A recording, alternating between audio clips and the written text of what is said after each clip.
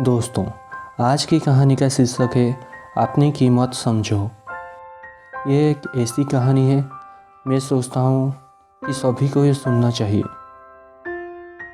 मरने से पहले एक पिता अपने बेटे से कहा, यहाँ एक घड़ी है, तुम्हारे दादा ने मुझे दिया है। ये लगभग 200 साल से भी ज़्यादा पुराना है।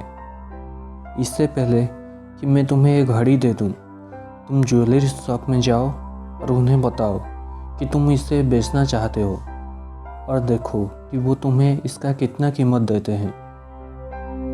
बेटे ने पिता के आदेश के हिसाब से ज्वेलरी शॉप में गया और वापस आकर कहा, उन्होंने इसका 1000 रुपया देने को राजी हो गए और कहा, यह बहुत ही पुराना है।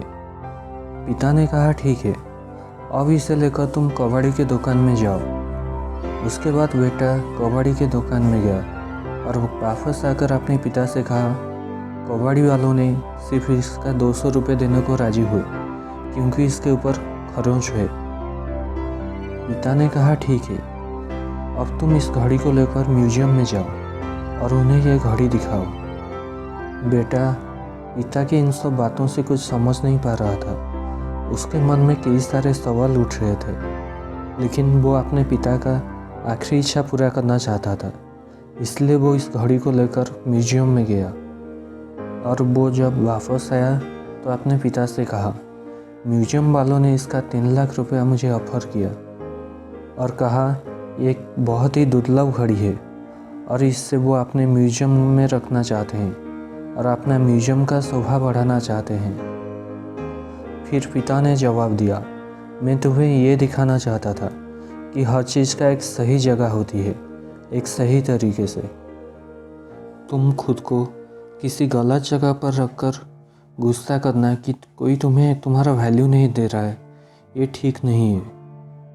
अगर तुम्हें तुम्हारा सही जगह पता ना हो तो तुम हमेशा जितना डिजर्व करते हो उससे कहीं ज़्यादा कम ही पाओगे।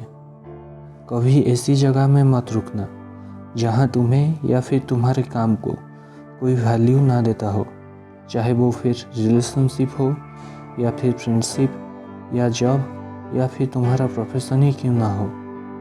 किसी गलत जगह पर फंस के अपने किस्मत को दोष देने के बजाय अपने लिए एक सही जगह ढूंढना चाहिए। दोस्तों, इस कहानी से हमें ये सीख मिलता है कि हमें अपनी कीमत को समझना चाहिए। आखिरी तक बने रहने के लिए आपको बहुत बहुत धन्यवाद। अगर ये वीडियो आपको अच्छा लगा हो तो इसको लाइक कीजिए, अपने दोस्तों के साथ शेयर कीजिए और इस चैनल को सब्सक्राइब करना मत भूलिए। धन्यवाद।